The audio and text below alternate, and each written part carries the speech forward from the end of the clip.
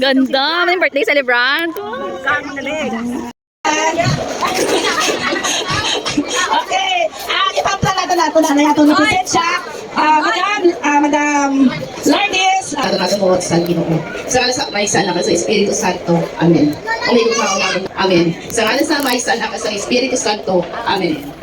Okay, ma'am, salamat gid sa pwede na ka mga pungko. First kinatawahan ko ang pinakabata kag pinaka-sexy sa akong tanan. Wow. Siyempre, balalo na ako sino na. Si Ate Alma Stipaya. Then, ang Erlenda Jimenea. Ma'am, sorry ma'am. Okay, number 3. Bago lang siya. Umagal niya ni Auntie Melanie. Then, ang pinakagwapa namin is then, ang pinakasika. Joke lang, joke. Melanie Artos. Yay! Madam Los, pinaka-sexy. Baby face. Wala din na nakuha si Anak Frodo. Pumeta, hot Torresa. Yay! Okay, ari na.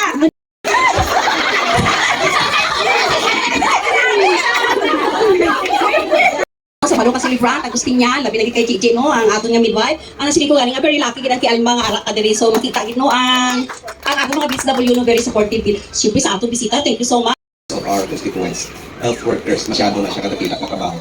Ang isa ka parte sa kinabuhi isang tao nga need i-prolong kay tungod ang By the way, ang akon lang mahambal nga kamay pa sa mga nagsilibra sa buong padayon nga damo pagid nga birthday nga maabot sa inyo. No?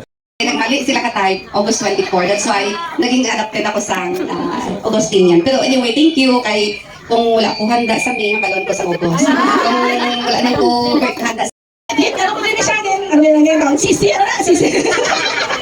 Welcome, ma'am. Mic is yours. May utto na sa inyo tanan. What ang? Hindi man ako. Maybe anay. Pero thank you, give sa happy birthday to you. Happy birthday. Happy birthday. Happy birthday to you. Happy birthday. Yay! Kanta pa. Di ba yung matabis? Huwag mong pausinin! Ang nangyayari siya!